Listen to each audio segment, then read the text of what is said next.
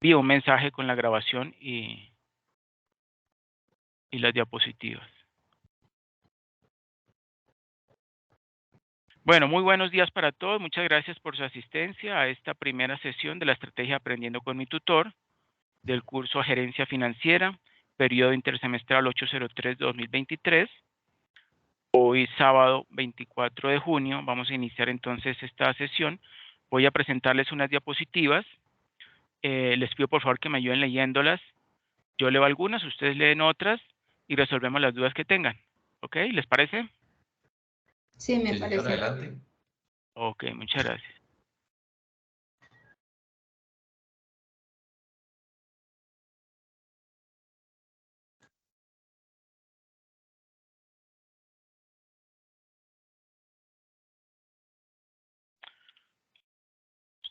Cambiamos las 9 a.m. Lo tenía yo diseñado con la fecha del pasado miércoles. Bueno. Bueno, como observan allí, esta primera sesión vamos a ver el tema de gerencia basada en valor, inductores de valor, índice DuPont e indicadores financieros. ¿Okay? Bueno, la gerencia basada en valor, no sé si alguno de ustedes ya tiene conocimiento sobre este tipo de gerencia o es la primera vez que lo La primera vez en mi caso, sí, señor. ven. En mi caso también es la primera vez. ¿Primera vez? Bueno, a ver, yo les comento, antes de iniciar. Esto es un concepto, una teoría, ¿sí? Un modelo más bien, de gerencia basada, que surgió en los años 80. Esto fue producto de la empresa, bueno, eso tiene un nombre, bueno, una empresa americana, ¿sí? McKinsey, ¿sí? Y esto ha tenido mucha acogida a nivel mundial, precisamente por las bases en las que se sustenta, que es eso, generación de valor, cómo medir esa generación de valor o esa gerencia basada en valor que realmente está basada en la creación de valor, pero lo implementa en toda la empresa en sus diferentes áreas, en las áreas de producción, si es una empresa manufacturera, comercialización, ventas, el área de mercadeo, el área financiera, en todas las áreas. ¿Sí? Entonces iniciamos la gerencia basada en valor, GBB, o en inglés Value Based Management, BBM. Es una teoría organizacional planteada por McKinsey & Company, que busca involucrar a todas las áreas de la empresa, producción, mercadeo, recursos humanos, etcétera, en la búsqueda de un objetivo común, que es maximizar el valor colectivo de los socios o accionistas ahora y en el futuro. El valor de una empresa está determinada por sus flujos de caja futuros descontados. ¿Sí saben qué es descontados?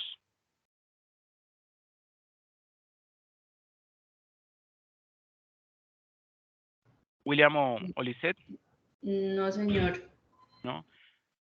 ¿Ustedes se acuerdan un poco de matemáticas financieras? Sí, señor. Ok, ¿se acuerdan en matemáticas financieras el tema de descontar los flujos de efectivo? ¿O convertir un valor futuro en valor presente, que es Sí, exactamente lo correcto. mismo? Sí. Valor futuro a valor presente, sí. ¿Sí? Ok, entonces ustedes tomaban el valor futuro y lo dividían entre un factor de descuento que es 1 más la tasa de interés elevado, ¿sí?, a la potencia n. Depende del número de periodos en que se encuentra alejado del origen o inicio, ¿cierto? Sí, señor. Bueno, excelente. Entonces ese es el concepto que retomamos de matemáticas financieras, flujos de caja futuros descontados. El valor se crea solo cuando las empresas invierten capital a rendimientos que superan el costo de ese capital. Ese costo de capital está determinado, hay varias denominaciones, una de ellas es TIO, tasa de interés de oportunidad, otra puede ser un poco más completa, que es TEMAR, tasa mínima aceptable de rendimiento, ¿sí? Que esa tasa yo la considero un poco más completa porque toma en consideración tanto la inflación, ¿sí?, como el margen de ganancia que se quiere obtener, como el riesgo que se está asumiendo, ¿sí? Y bueno, incluso pueden haber otros elementos que se toman en cuenta para calcular esa tasa de descuento o tasa, lo que significa tasa mínima aceptable de rendimiento, ¿sí? que está relacionado también con el costo-oportunidad. ¿Sí? Ahora lo vamos a ver un poco más en detalle. Entonces, la gerencia basada en valor amplía esos conceptos centrándose en cómo las empresas los utilizan para tomar decisiones estratégicas importantes y operativas cotidianas. Ejecutado correctamente es un enfoque de gestión que alinea las aspiraciones generales, las técnicas analíticas y los procesos de gestión de una empresa para centrar la toma de decisiones de gestión en los impulsores clave de valor. El predominio creciente de la cultura de riqueza de los accionistas es consecuencia de los siguientes acontecimientos, ¿sí? O fue producto de los siguientes acontecimientos. Primero, la globalización y la desregulación de los mercados de capitales. Segundo, el fin de los controles de capital, que había sido pues la norma hace muchas décadas, ¿cierto? Controles de capital y de cambio. Tercero, avances en tecnologías de la información y las comunicaciones. Gracias a eso es que precisamente los mercados de capitales y la ciberseguridad pues ha podido avanzar y por eso podemos hacer transacciones desde los celulares con toda confianza. Cuarto, mercados de valores más líquidos y eficientes. ¿Qué significa más líquidos? Significa que rápidamente se están convirtiendo, o la facilidad que tienen esas acciones, ¿sí? O esos, no sé, opciones financieras, forwards, bueno, los diferentes tipos de activos financieros, ¿sí? Bonos financieros, para convertirse en efectivo, ¿sí? Y poder determinar un precio más justo, ¿sí? Pues el mercado va a determinar ese precio más justo entre las posiciones de oferta y demanda de los inversionistas. Y eficientes, pues también, porque digamos esa eficiencia en esas operaciones de compra y venta de activos financieros es lo que permite o que da como resultado pues el establecimiento de un precio más real de ese activo financiero, dependiendo obviamente de la oferta y la demanda, ¿sí? Y eso lo toma las finanzas ¿de quién? Pues de la economía, ¿cierto? De la teoría económica. Quinto, mejoras en la regulación del mercado de capitales, ¿sí? Hay muchas organizaciones encargadas de vigilar los diferentes mercados de valores. Por ejemplo, aquí en Colombia tenemos la Cámara de Riesgo de Contraparte, ¿sí? Que es la que va a regular el manejo de los futuros, por decir algo, ¿sí? Tenemos una superintendencia financiera. Ella es, bueno, es un término más generales, pero ella va a supervisar, ¿sí? Los manejos que hacen de los recursos, pues los bancos, las empresas, hay diferentes denominaciones, ¿no? Además de los bancos. Ahorita no me acuerdo exacto, bueno, también están las aseguradoras, las reaseguradoras, las compañías de financiamiento, ¿sí? Hay una, de acuerdo dentro del Estatuto Orgánico del Sistema Financiero, están establecidos las funciones y las características de todas las entidades, ¿sí? Que manejan recursos de terceros aquí en Colombia, ¿sí? Pero bueno, no vamos a ir en detalle con eso, pero pues sí se los comento. Sexto, cambios generacionales en las actitudes hacia el ahorro y la inversión.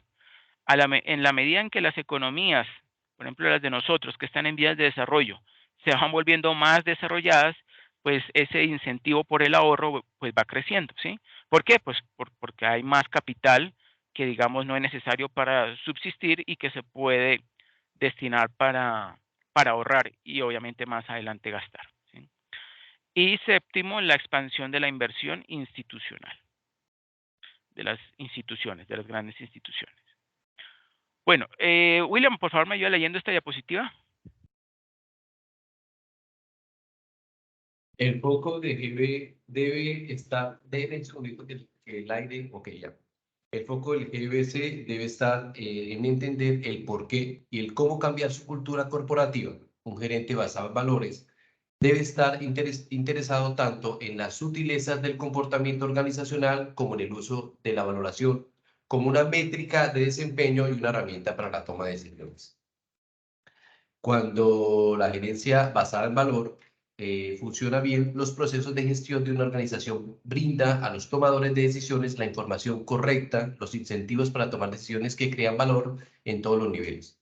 Por ejemplo, al gerente de una unidad de negocios, la GBB le proporcionaría la información para cuantificar y comparar el valor de las estrategias alternativas y el incentivo para elegir la estrategia que maximizará el valor. Tal incentivo es creado por objetivos financieros específicos establecidos por la alta gerencia, por sistemas de evaluación y comprensión que refuerzan la creación de valor y, lo que es más importante, por el proceso de revisión de la estrategia entre el gerente y los supervisores. Además, la propia evaluación del gerente se basaría en objetivos a lo largo y corto plazo que miden el progreso hacia el objetivo general de creación de valor. La gerencia basada en valor aplica en todos los niveles de la empresa. Los gerentes de línea y los supervisores pueden tener objetivos, medidas y desempeños que se adopten a circunstancias particulares, pero alineados con la estrategia general. Un gerente de proporción podría trabajar con objetivos de costo por unidad, calidad y tiempo de entrega. Por otro lado, en la cima de la organización, la gerencia basada en valor informa a la junta directiva y al centro corporativo sobre el valor de su estrategia y los ayuda a evaluar fusiones, adquisiciones y desinversiones. El término DRIVES, Introducción y Conductores, describe las decisiones y acciones que tienen el efecto de crear el movimiento hacia el objetivo basado, al objetivo deseado. En la gerencia basada en valores, los objetivos son la satisfacción de las necesidades de los interesados, accionistas, clientes, proveedores de capital, etc., combinadas con las exigencias de la estrategia corporativa. El éxito en la organización se alcanza cuando las metas se convierten en logros cuantificables, es decir, establecidas las metas y definidos los resultados. La empresa puede analizar multidimensionalmente el desarrollo de la organización y cada trabajador debe esforzarse para adquirir un rendimiento completo y equilibrado. Perfecto, muchas gracias, William. Entonces, como vemos allí, esa gerencia basada en valor, pues tiene una, digamos, un orden, ¿no? Digamos, todos tienen que intervenir, pero todos deben adoptar este pensamiento de creación de valor y de gerencia basada en valor, ¿sí? Y hacer su aporte, independientemente si se encuentra a nivel más alto o a nivel más bajo de la empresa, ¿cierto? Y vemos también allí el término de los drivers, inductores, ¿sí? O conductores de valor, que es en el que ahorita más adelante vamos a profundizar. Y bueno, muchas gracias, William. Lizeth, ¿me ayudas por favor leyendo esta diapositiva? La perspectiva de valor es la única en el sentido de que es la única que incorpora toda la información sobre una empresa. Ventas y crecimiento de la cuota de mercado, satisfacción del cliente, responsabilidad del producto. Relaciones con proveedores, la productividad laboral y relaciones laborales, impuestos, acciones regulatorias o judiciales tomadas por los gobiernos por el daño ambiental, evasión de impuestos o fraude, pagos de intereses y capital a los prestamistas. En el área financiera, la contribución del gerente para la creación de valor involucra la toma de decisiones relacionada tanto con la planificación de actividades como en el control de la ejecución de las mismas, la realización de nuevas inversiones y la selección de las fuentes de financiamiento requeridas, actividades que lleva a cabo con la participación conjunta de otros departamentos de la organización. Todas estas decisiones deben estar soportadas por la información de calidad que le permita a los directivos conocer la situación de la empresa, hacia dónde se dirige, si están logrando los objetivos planificados para el periodo. En resumen, asegurar que se esté creando mayor valor al invertido, no solo en el corto, sino también en el largo plazo. El modelo de Slayer-Olson establece 5 etapas en la implementación de GBB en las empresas. Análisis de la creación de valor. 2, compromiso de la gerencia y fijación de metas ambiciosas. 3, adiestramiento en BM y ampliación de disponibilidad de información. 4, delegación y entrenamiento centrado en las tareas. 5, repartición de los beneficios alcanzados.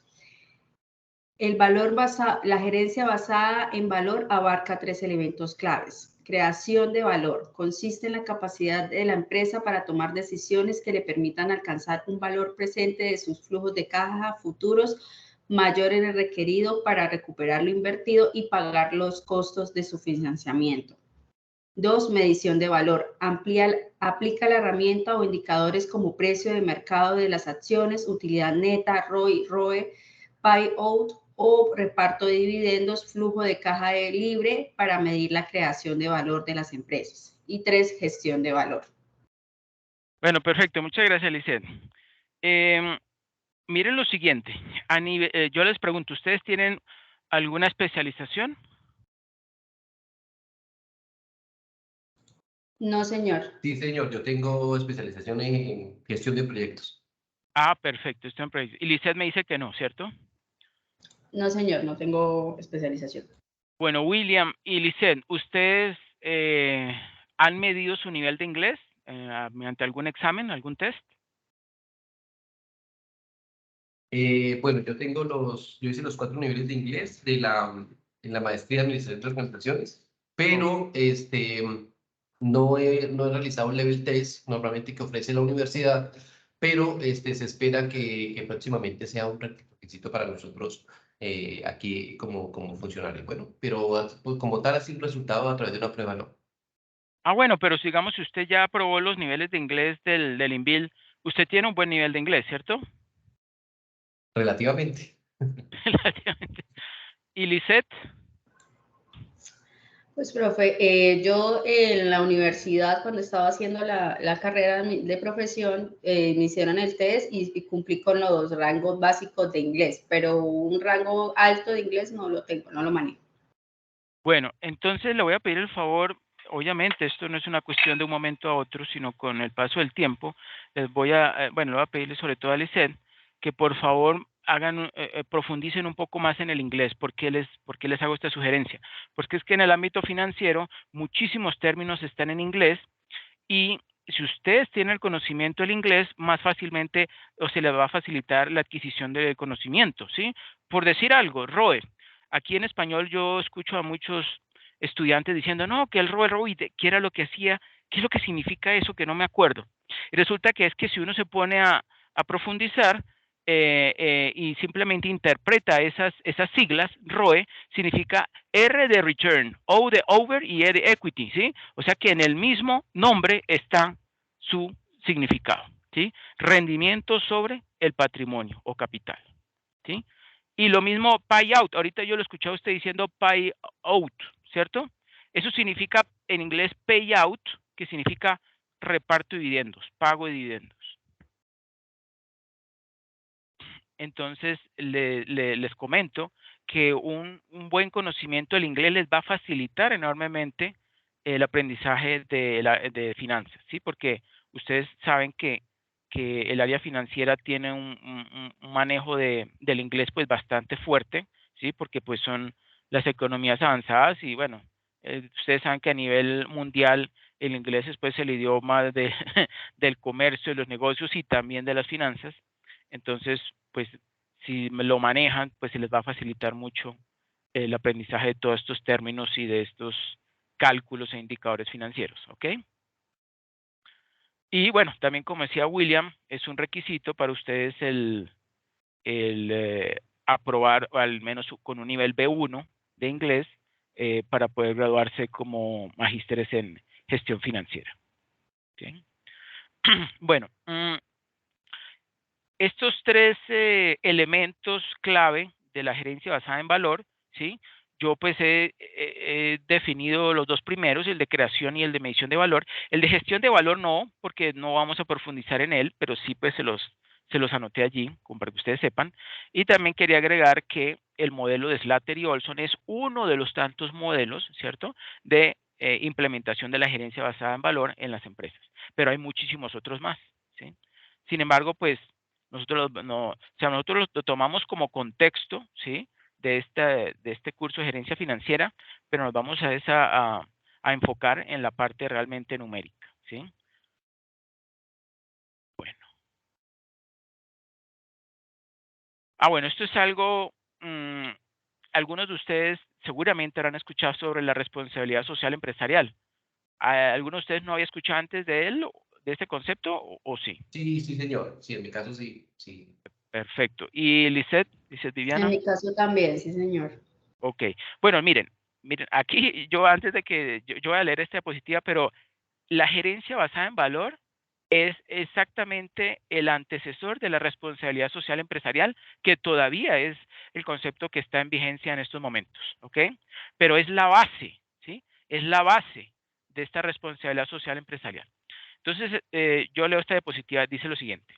El concepto de responsabilidad social empresarial, RSE, es una combinación de aspectos éticos, morales, legales y ambientales que buscan dirigir los esfuerzos de las organizaciones hacia el desarrollo socioeconómico de un país, sin perder de vista sus objetivos corporativos, haciendo que las empresas sean competitivas, rentables y que obtengan utilidades superiores a sus costos de capital. Miren que en la misma definición ya está, ¿sí? Ya está inmerso el concepto mismo de generación de valor, ¿cierto? Es obtener un rendimiento, una ganancia por encima del costo de capital, ¿sí?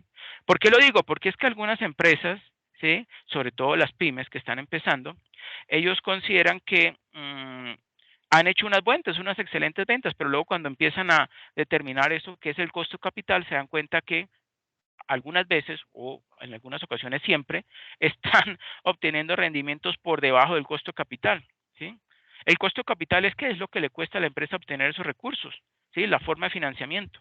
En las empresas hay dos formas, ¿sí? Por medio de recursos propios de los dueños, ¿sí? Y por medio de el endeudamiento. ¿Sí? Pero esa combinación entre ambos, esa ponderación entre uno y otro, es lo que se conoce como el costo promedio ponderado de capital, que ahorita más adelante lo vamos a ver. Bueno, según María Emilia Correa, 2004-9, el tema de la responsabilidad social empresarial es todavía una consideración secundaria en los negocios de las empresas latinoamericanas, como lo es en el resto del mundo. Sin embargo, el lenguaje de la responsabilidad social empresarial es cada vez más común entre los empresarios de la región, ¿sí? Y esto que yo estoy señalando fue el 2004. Ahorita, en estos momentos, sobre todo en algunas economías, me refiero específicamente a, a Chile, a Argentina y a Perú, ¿sí? Este concepto de responsabilidad social empresarial está ya inmerso en todo, en la academia y también en el sector productivo, ¿sí? Aquí en Colombia lo estamos empezando a utilizar, ¿sí? Bueno, hace ya unos años. Y algunas empresas, como por ejemplo Nutresa, pues hace ya mucho más tiempo, pero igual estamos en proceso de transición en muchísimas empresas hacia este concepto de responsabilidad social empresarial. Las empresas tradicionalmente se preocuparon por generar rentabilidad para sus accionistas, con el fin de retribuir la inversión que estos hicieron en ella. Con el paso del tiempo y el desarrollo de los mercados, también incluyeron en sus prioridades la satisfacción de las necesidades del cliente, bajo el argumento que esta atención se revertía finalmente en la rentabilidad para sus accionistas. Eso era lo más común y normal oír y escuchar y leer en los años 90 e incluso comienzos de 2000. Sin embargo, luego surgieron los stakeholders, ¿sí? ¿Sí saben qué es stakeholders, cierto? Dice allí, grupos relacionados directa, Interesados. exacto, grupos relacionados directa o indirectamente con las empresas. ¿Y Parte quiénes son? interesados. Interesados, correcto, interesados. ¿Y quiénes son exactamente? Son los clientes, ¿sí?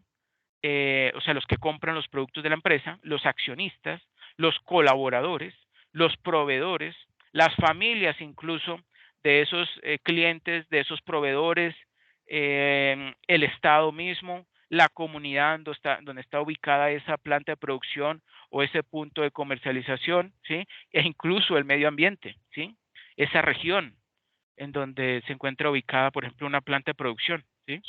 Quienes expresaron su interés en recibir algo a cambio, puesto que tenían intereses en lo que las empresas realizaban y que por tanto requerían que estas organizaciones generasen algún beneficio que pudiera ser de tipo social, económico, de generación de empleo, de preservación del medio ambiente y no solo que explotaran sus recursos.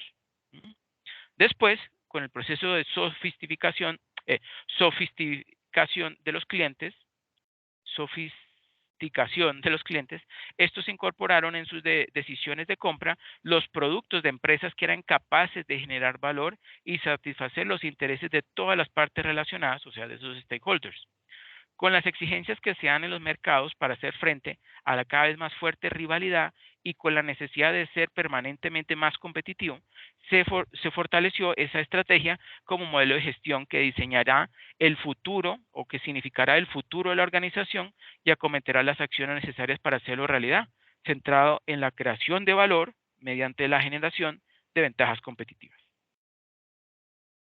Si ven entonces esa relación que hay entre la generación de valor y la responsabilidad social empresarial, ¿cierto?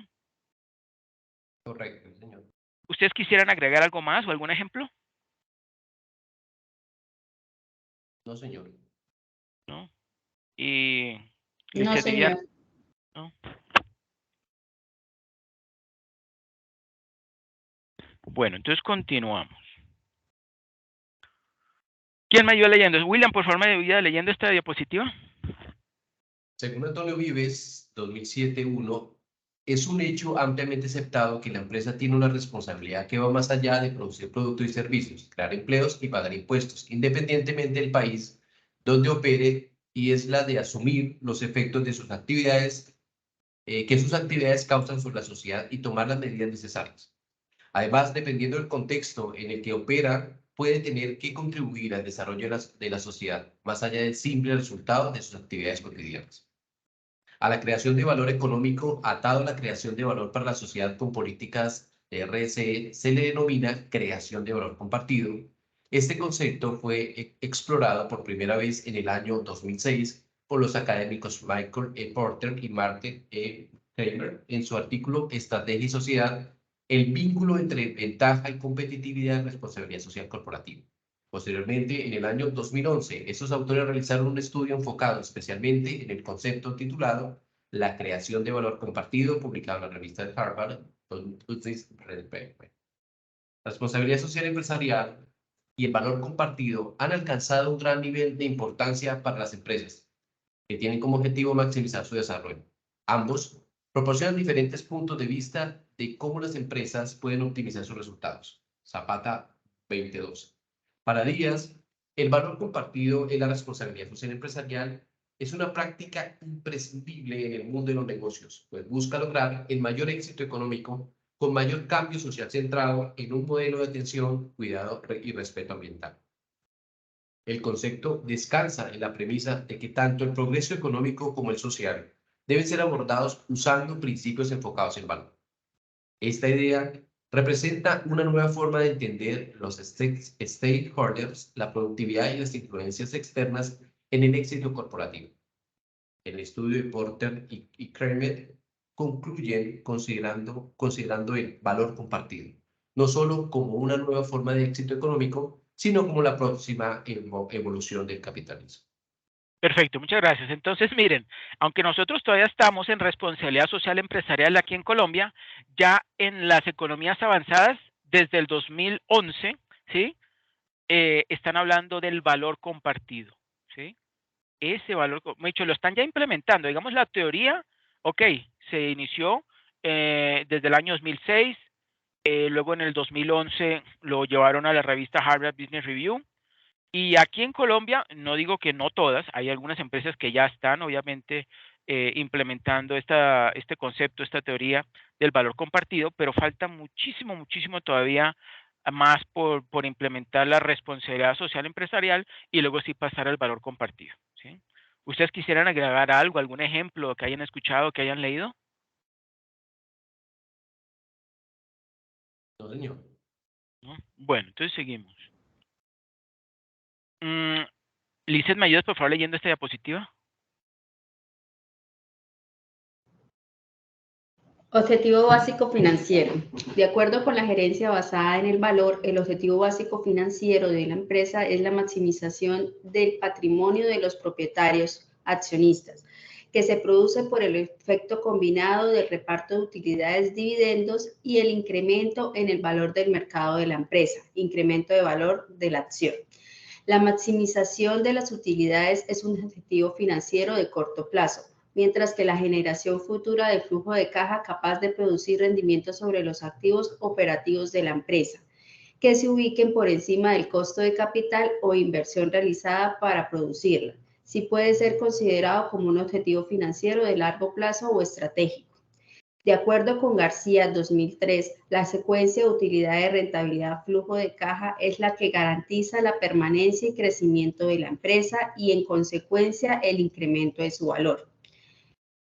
El GBB nace con el fin de dirigir la empresa en pro de este objetivo mediante la implementación y monitoreo de un sistema de creación de valor, el cual utiliza los indicadores financieros denominados inductores de valor para determinar la creación de valor al comparar el incremento del indicador EVA en la relación con el EVA del periodo anterior.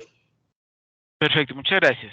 Entonces, observamos allí a mano derecha la figura 1, es la secuencia de eventos que conducen a la generación de valor. Empieza por la generación de utilidades en la empresa, que si esa generación de utilidades en la empresa está por encima, ¿sí?, de su costo de capital, ¿sí?, entonces obtiene un flujo de caja bruto, ¿sí?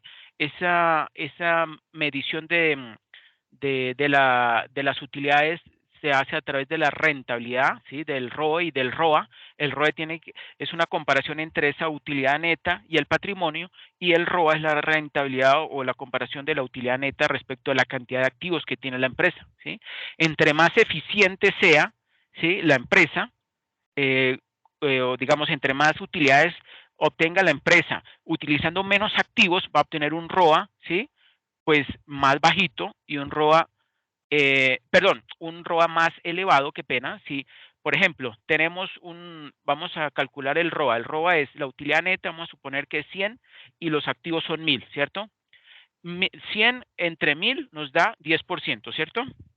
Si dimos 100 entre 1000 nos da 10%, ¿sí? Ahora bien, si nosotros disminuimos el denominador, ¿sí?, los activos, por ejemplo, a 800, ¿qué pasa con el cociente? Disminuye Exacto, ¿a cuánto? a A 8. 12,5. Ah, No, no, aumenta. ¿Usted dijo disminuye o aumenta? yo dije disminuye. No, aumenta. Por eso les hice esa pregunta, porque muchos profesionales tienen algunos vacíos de álgebra. Venga, y espera un momento, lo vamos a mirar aquí en Excel. Pero lo miramos en Excel. Porque esto no lo pueden volver a... esto no puede volver a suceder. Bueno, voy a compartirles pantalla. Y no es culpa suya ni usted es el único. Eso yo lo vivo preguntando todo el tiempo y muchos estudiantes responden lo mismo, pero es por lo siguiente, miren, por las malas bases que tenemos de álgebra, o que teníamos buenas bases y no las refrescamos. Pueden ser varios factores. 100 entre 1000, ¿sí? Pongo aquí el igual y uso las referencias, este entre este, ¿sí? Lo convertimos en porcentaje, nos da 10%, ¿cierto? Bueno, ¿y qué sucede si yo mantengo el mismo numerador, el mismo 100,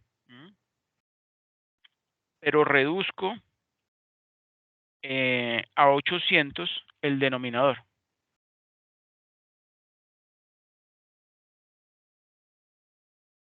Ay, aquí no lo puse. Automáticamente el cociente aumenta a 12,5.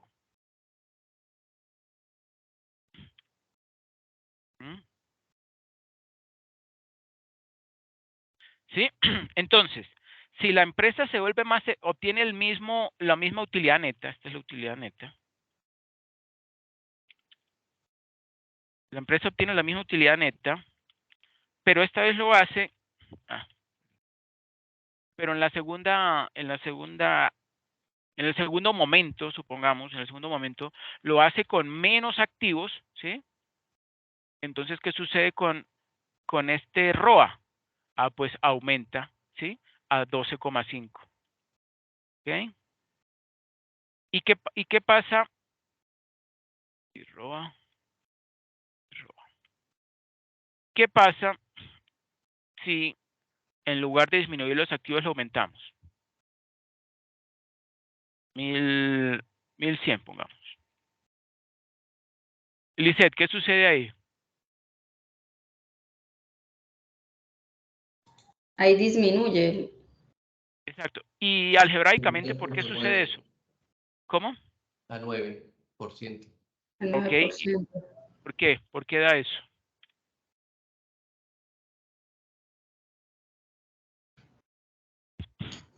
Por,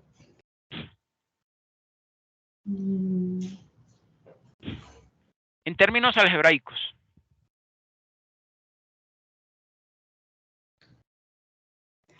porque aumentó el... O en términos financieros, más bien. En términos financieros, ¿por qué está disminuyendo?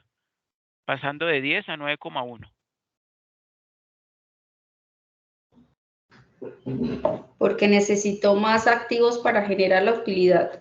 Exactamente, porque está requiriendo 100 unidades más o 100, supongámosle 100 millones de pesos más para producir los mismos 100 de utilidad, ¿sí? Entonces, como quien dice, está siendo menos eficiente, ¿sí? En la utilización de esos activos.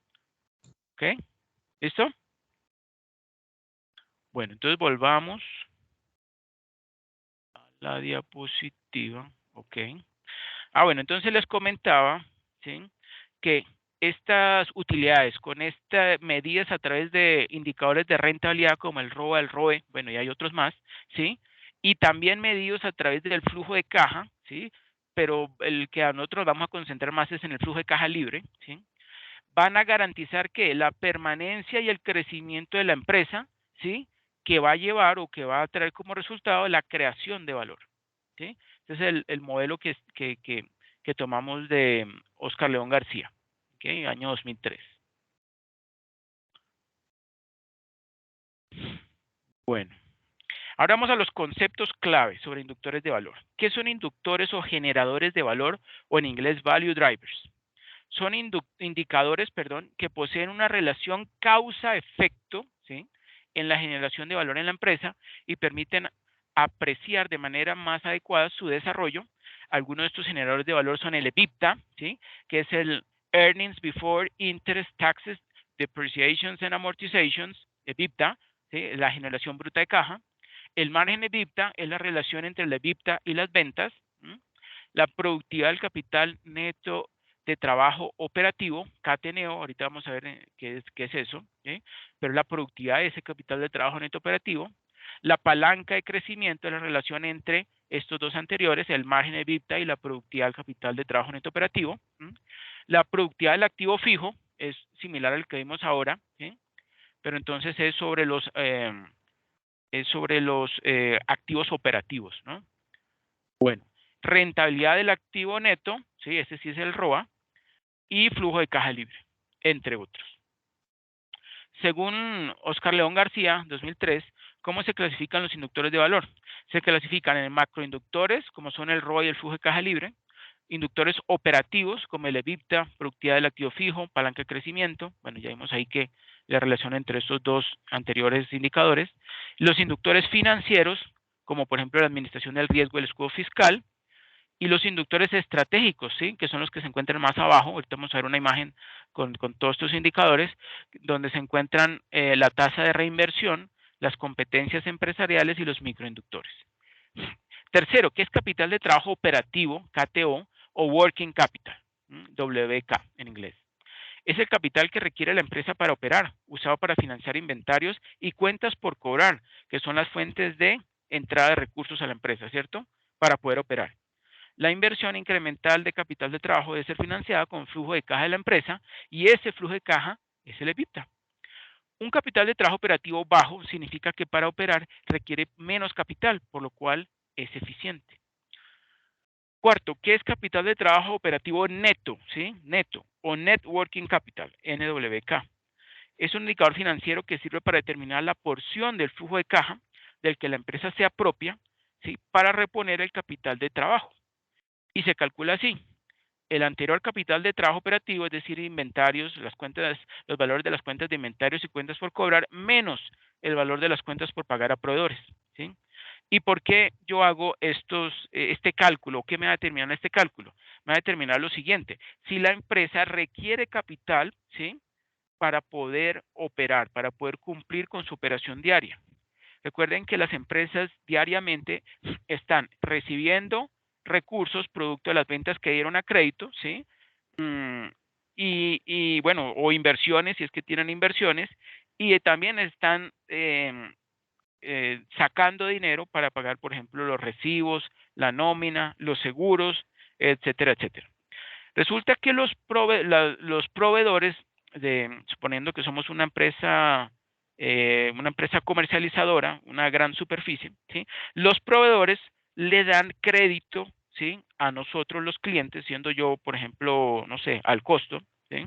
Me dan crédito, es decir, que me entregan productos y me dan plazo de 60 días, pongamos un ejemplo, 60 días, para yo pagarles esos productos que me entregaron. Entonces, las grandes superficies tienen la gran ventaja de que reciben crédito de sus proveedores, pero no dan crédito a sus clientes, ¿sí? Porque ustedes saben que cuando uno va al costo o va a macro, uno paga o con tarjeta de crédito o con tarjeta de débito o con efectivo, ¿sí? Y eso es una entrada, digamos, la tarjeta de crédito le paga enseguida al comerciante, a la macro o al costo, pero queda entonces endeudado es el cliente, pero con la entidad emisora de la tarjeta, ¿cierto? Pero el cliente, donde uno paga, recibe enseguida esos recursos, ¿cierto? Bueno, lo cierto es que los proveedores financian la operación de las empresas, sobre todo de estas empresas, y consiguen un mayor beneficio las empresas, las grandes superficies, porque, digamos, gran parte de su operación se financia es con ese crédito que le dan sus proveedores, ¿sí? Entonces, esto muestra de manera realista lo que está invirtiendo en el corto plazo, ¿sí? La empresa, para operar eficientemente. Un capital de trabajo neto operativo bajo o negativo, ojo, es bueno para una empresa comercializadora.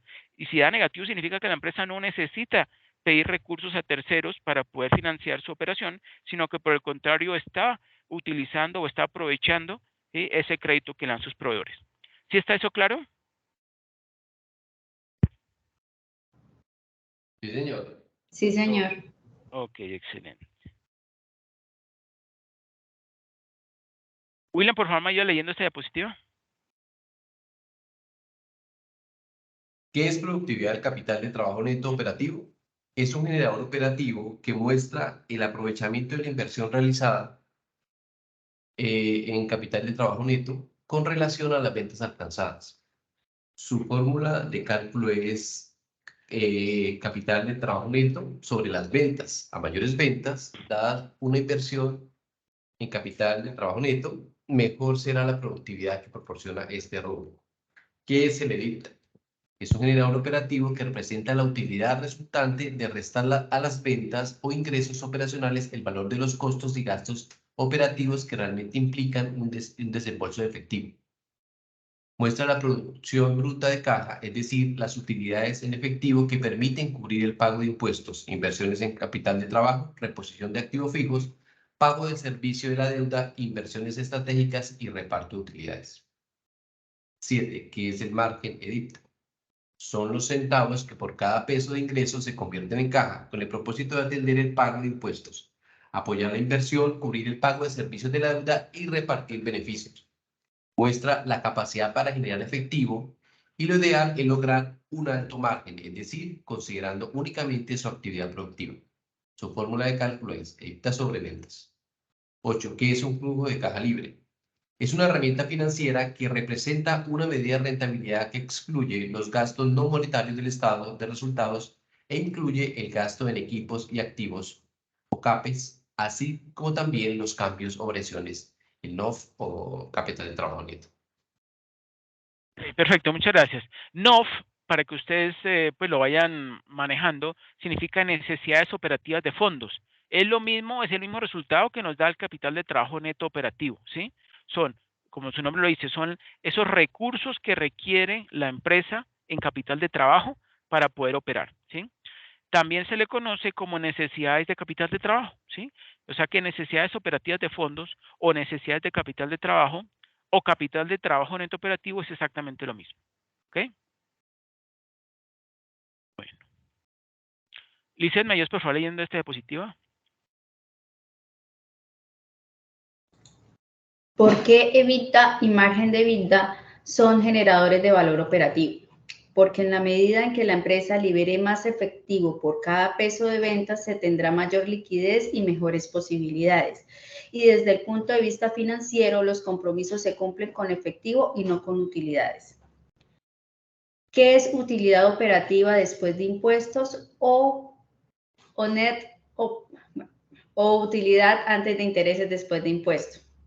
Es una medida de ganancias que excluye el costo de la deuda y los ahorros fiscales del financiamiento de la deuda en la estructura de capital de una empresa. Muestra que también una empresa utiliza los activos operacionales para generar ganancias. Comparar el desempeño comercial con el de años anteriores y evaluar el desempeño de una empresa frente a sus competidores. ¿Qué es la productividad de activos operativos? Es la capacidad que tienen los activos operativos de contribuir en la generación de ventas. Su objetivo es determinar la forma más eficiente de administrar los activos operativos de la compañía para que se generen los máximos ingresos posibles con la menor cantidad posible de inversión. Su fórmula es utilidad operativa. Después de impuestos. Utilidad antes de impuestos, ¿sí? Utilidad operativa después de impuestos. Después de impuestos sobre... O es activo operativo. ¿Activos qué? Activos operativos. Operativos. Esta rentabilidad debe compararse con el costo de capital y la eficiencia que se observa al conseguir mayores ventas con un determinado nivel de inversión de activos operativos.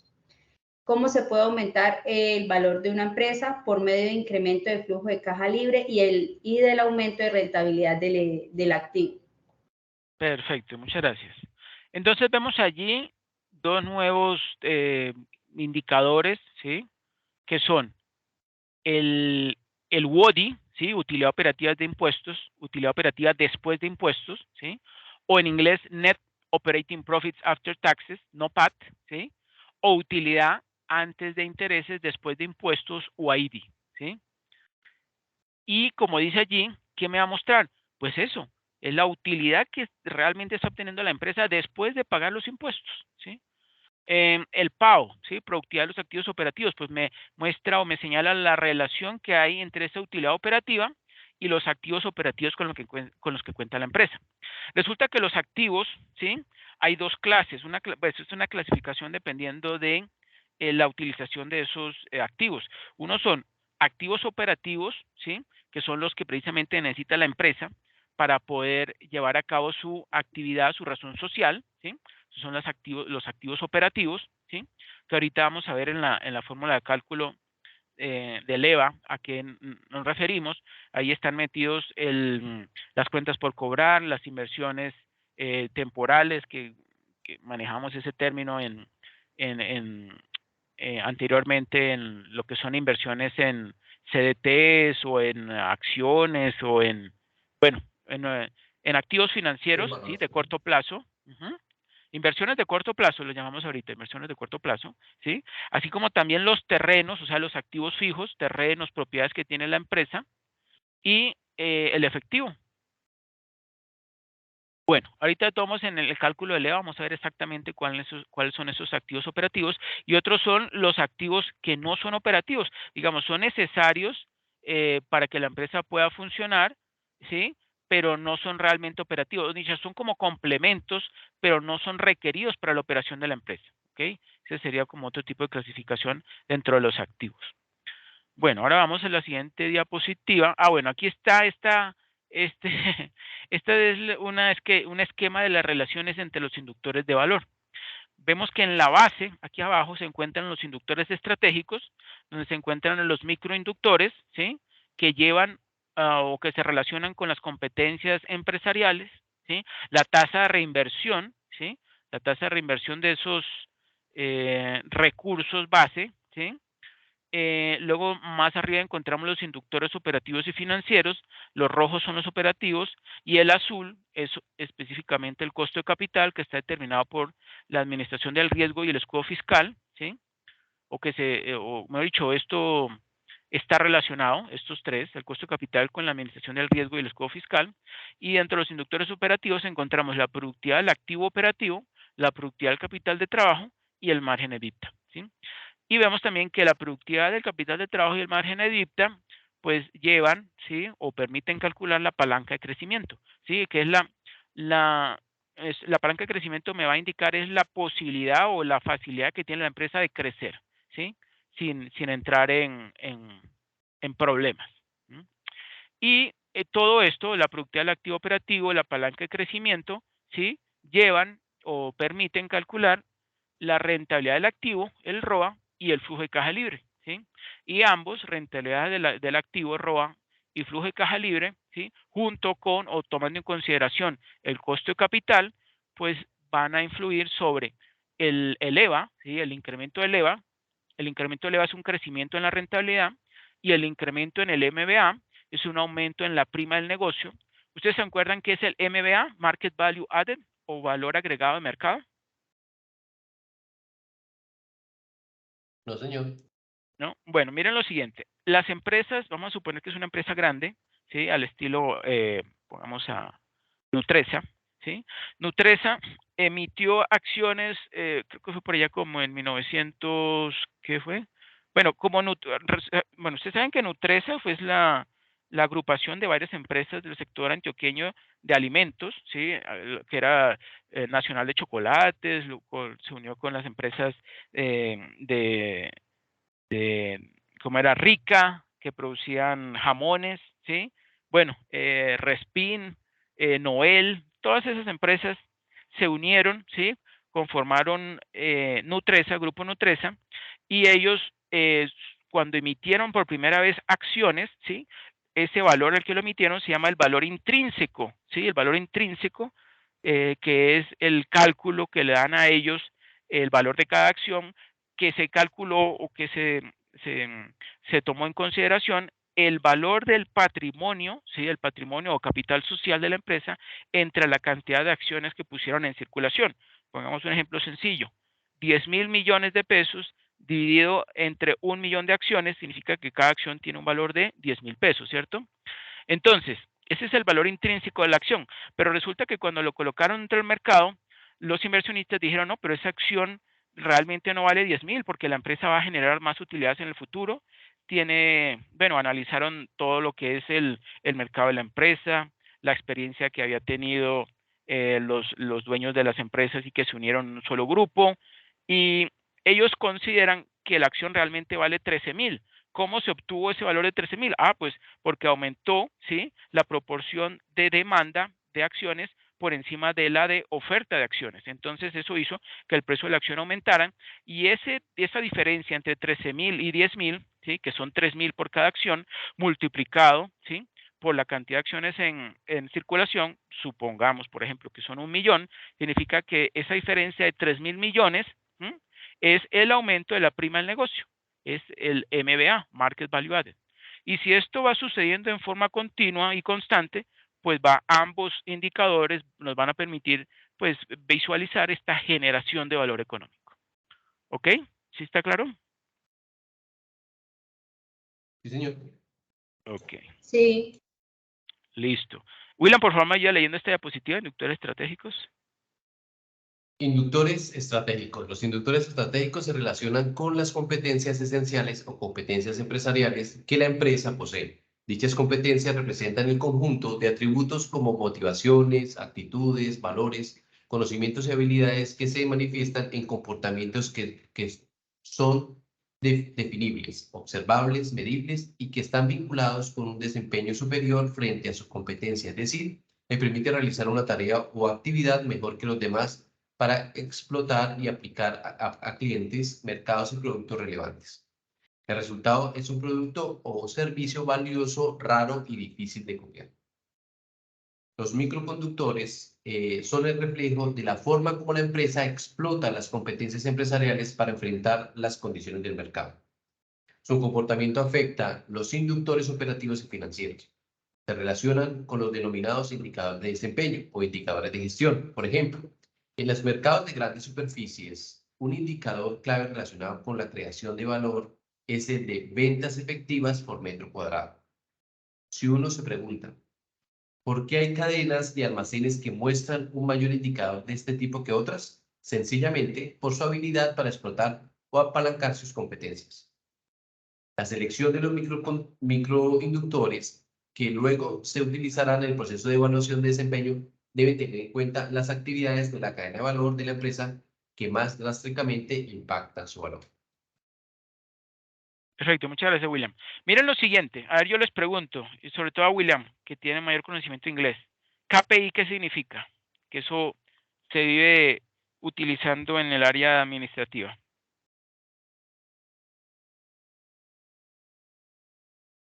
Los KPIs, ¿qué son? ¿Los clientes? No. ¿Qué significa KPI? Y normal, y es la I latina.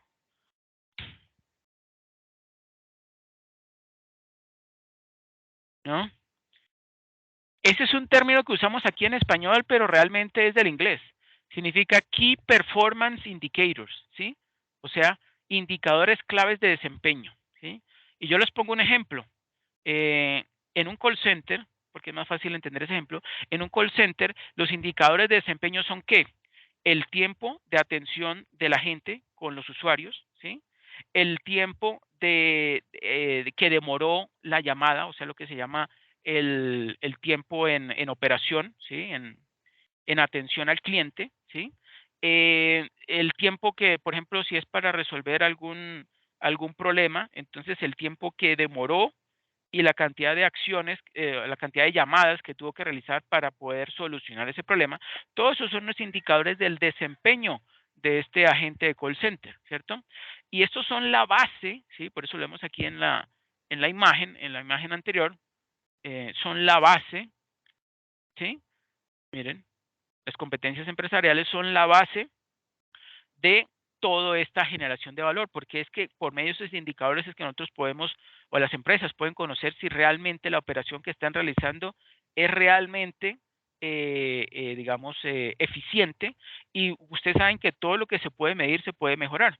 Entonces, al yo conocer con qué indicadores empecé y luego mido cuáles son con los que terminé, pues voy a poder determinar si estoy siendo más eficiente o no en la operación, ¿cierto? ¿Eso está claro? Sí, señor. Estamos claros. Ok. Bueno, Elisa, por favor, ¿me ayudas leyendo inductores financieros? Inductores financieros. El principal inductor financiero de toda empresa es el costo de capital, que a su vez está asociado con la administración del riesgo y el escudo fiscal. El costo de capital hace referencia a la tasa de rendimiento requerida sobre los diferentes tipos de financiamiento de una empresa. El escudo fiscal es todo aquel gasto que debe descontarse del estado de resultados de la empresa para obtener el beneficio antes de impuestos. La administración de riesgo se relaciona con la forma como el empresario define y administra su estructura operativa y financiera, mientras que el escudo fiscal está relacionado con la forma en que se aprovechan los beneficios tributarios. El beneficio tributario de la deuda y el riesgo de la empresa inciden en el valor de la empresa, ya que un menor riesgo acompañado de un mayor beneficio tributario, al implicar un menor costo de capital, produce un mayor valor presente en los flujos de caja libre y por ende un mayor valor agregado en el mercado. Perfecto. Bueno, ahí usted acaba de leer, Lisset, Viviana, algo muy, muy importante, ¿sí? Ese último parrafito. Yo lo leo. El beneficio tributario de la deuda, ¿sí? Ojo con lo siguiente. Cuando una empresa se endeuda, ¿sí? Tiene un beneficio en términos fiscales. ¿Cuál es? El que cuando va a realizar el pago de sus impuestos, en el impuesto de renta, ¿sí? Va a poder deducir hasta el 50%, ¿sí? Hasta el 50% de los gastos de intereses por deudas que obviamente estén relacionadas con su operación, ¿sí? Eso está establecido en el estatuto tributario, ¿sí? En promedio es eso, un 50%. Eso incluso me lo confirmó hace poco una contadora. Bueno, porque es que yo no soy contador, ¿sí? Y no estoy especializado en la arte, en el área de tributaria, pero sí, sí manejo unos conceptos, pues, sobre esa área. Entonces, miren lo siguiente. Ese beneficio tributario de la deuda es lo que se conoce como el escudo fiscal. Vamos a suponer que el impuesto es del 30%, ¿sí? Ese 30%, ¿sí? Sería el beneficio que obtendría la empresa, o mejor dicho, eso es lo que se descontaría de ese impuesto de gasto de intereses, ¿sí? Cuando va a hacer su declaración de renta, ¿sí? Cuando va a hacer su declaración de renta. Bueno, realmente no sería el 30, sería el 15%. Eso si fueran todos los gastos de intereses deducibles, entonces ahí sí sería ese mismo 30%, pero como es el 50% del 30, entonces sería el 15%, ¿cierto? Ese sería entonces el gran beneficio. Si la empresa no se financiara con deuda, sino con recursos propios de los dueños, ahí no tendría ese beneficio fiscal, ese escudo fiscal. Entonces ahí sí tendría que pagar impuestos sobre, pues, todos los todos los intereses, ¿sí? O sea, esos gastos de intereses no podrían deducirse, ¿sí? Del impuesto de renta, ¿sí? Ese sería entonces el escudo fiscal. Y todo ello incide en el valor de la empresa, ya que, como dice allí, un menor riesgo acompañado de un mayor beneficio tributario, ¿m? Va a implicar un menor costo de capital, que eso es lo que buscan todas las empresas, el poder obtener o poder financiar su operación con el menor o con la tasa de costo de capital más baja que puedan, ¿sí? Porque si utilizan la tasa de interés o la tasa de costo de capital más baja, automáticamente al calcular el valor presente de los flujos, ¿sí? Porque eso es lo que se llama, ese costo de capital se utiliza como tasa de descuento, ¿sí? Ustedes recuerdan seguramente en la evaluación de proyectos, al calcular el valor presente neto, utilizamos como tasa de descuento el costo de capital. Al ser más bajito ese costo de capital, automáticamente esos flujos que yo estoy como trasladando temporalmente al presente, pues me van a dar más altos, ¿cierto? Pues porque hay una relación inversa. Entre más bajito la tasa de costo de capital, más alto van a ser los flujos y al contrario. Entre más alto sea ese costo de capital, pues más bajitos van a ser los flujos, ¿cierto? Entonces esto produce un mayor valor presente de los flujos de caja, si es más bajito el costo de capital, y por ende va a verse reflejado en un valor agregado de mercado, un MBA, pues más elevado. ¿Ok? ¿Sí está eso claro? Sí, señor. Sí, señor. Perfecto. El EBITDA es un indicador operativo que muestra la generación bruta de caja y rentabilidad de la empresa sin considerar la carga tributaria, o sea, los impuestos, ni la carga financiera, los intereses, ni el efecto de las cuentas que no representan salida de dinero, ¿sí? Por eso es que ahorita en el cálculo de la EBITDA se lo sumamos, porque son cuentas que no son realmente una salida de dinero, que son las depreciaciones o gastos de depreciación y amortización, pero que en términos contables, pues yo sí lo estoy considerando como una disminución de mi activo, pues para saber cuál es el valor real de mi activo, ¿cierto? Pero no son una salida efectiva de dinero. Por eso entonces, el EBITDA lo calculamos como el resultado operativo o EBIT, que es Earnings Before Interest and Taxes, o también resultado de explotación, que es el nuevo término según las NIF, más los gastos de depreciación y gastos de amortización, ¿sí? Que no son salida real de dinero, por eso se lo sumamos, porque ese valor realmente, cuando yo calculo mi EBITDA, este EBITDA realmente me va a reflejar es algo así como un resultado operativo más realista, ¿sí? Para nosotros los financieros. Es más realista que el resultado operativo que muestra el estado de resultados. ¿Ok? ¿Sí está eso claro? Sí, señor. Perfecto. Sí, señor. Entonces, relaciona las ventas con los costos y gastos vivos en la medida en que el efectivo que genera las ventas sea mayor que el efectivo que se compromete en costos y gastos desembolsables. La empresa tendrá mejores oportunidades desde el punto de vista de la generación de valor, pues la disponibilidad es lo que en última instancia, vuelvo y repito, permite cumplir con los compromisos adquiridos y específicamente el pago de impuestos, pago de servicio a la deuda, reparto de utilidades y realización de inversiones estratégicas. O sea, esa realización de inversiones estratégicas es compra de activos, ¿sí? Compra de activos para poder realizar la operación. Cuando se quiere observar la empresa independientemente de las cargas fijas que fueron pactadas y que no dependen de la labor del administrador, sino de decisiones de alta gerencia y de la estrategia tributaria, el EBITDA se constituye en una herramienta importante a partir de la cual se percibe el verdadero potencial de la empresa para cumplir con todos los compromisos mencionados. Bueno, índice DuPont. ¿Qué es el índice DuPont? Es una fórmula de rentabilidad ampliada sobre el capital. Representa un modelo de ganancia estratégica que descompone el ROE, que es la rentabilidad, ¿sí? El Return Over Equity o rentabilidad sobre el patrimonio, en tres partes, que son el margen neto, como dice allí, es la relación entre la utilidad neta y las ventas, ¿sí? O sea, me va a medir la eficiencia operacional, multiplicado por la rotación de activos, que es la relación entre las ventas y el total de activos, ¿m? Es decir, la eficiencia en el uso de los activos, y el multiplicador de capital, que es la relación entre el pasivo y el patrimonio, ¿sí? Que eso me va a mostrar o a significar el apalancamiento financiero, ¿sí? O sea, qué tan apalancada está una empresa significa qué tantos recursos o qué tanta deuda ha obtenido para generar más recursos. Eso es el apalancamiento financiero, ¿sí?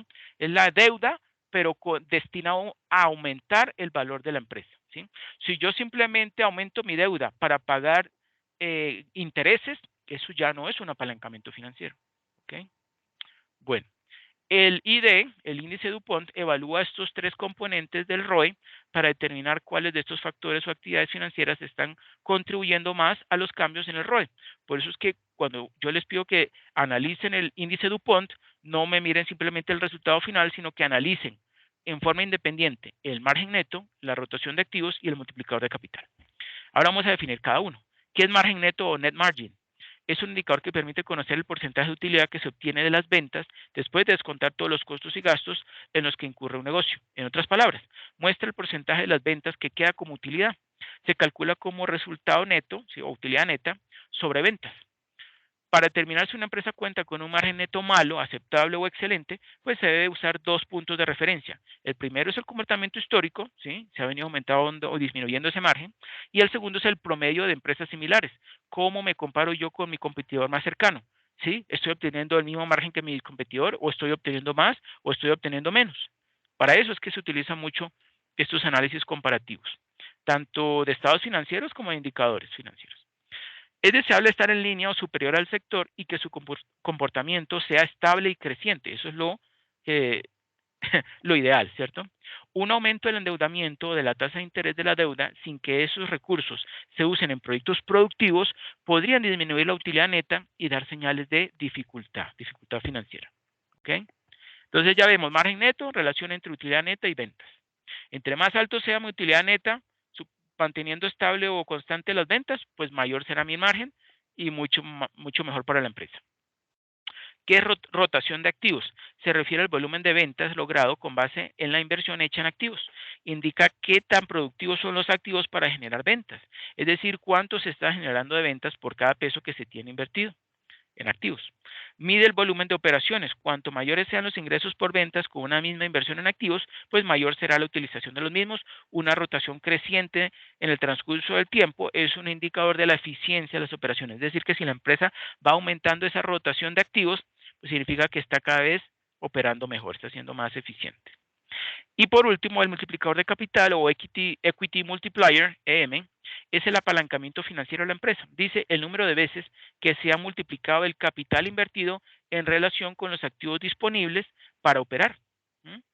Si ese ratio es igual a 1, significa que la organización solo se ha financiado con recursos propios. Recuerden, la fórmula es pasivo sobre patrimonio, ¿sí? Entonces, si me da un resultado igual a 1, ¿sí? Entonces significaría que eso no ocurre, significaría que son iguales los pasivos al patrimonio. Eso nuevamente no ocurre. Por lo general, los pasivos, ¿sí? Son una importante fuente de financiamiento de las empresas, ¿sí? En cambio, si es mayor a 1, es que se ha solicitado deuda a terceros. Ah, esperen un momento. No, esperen un momento. Me acabo de dar cuenta de lo siguiente.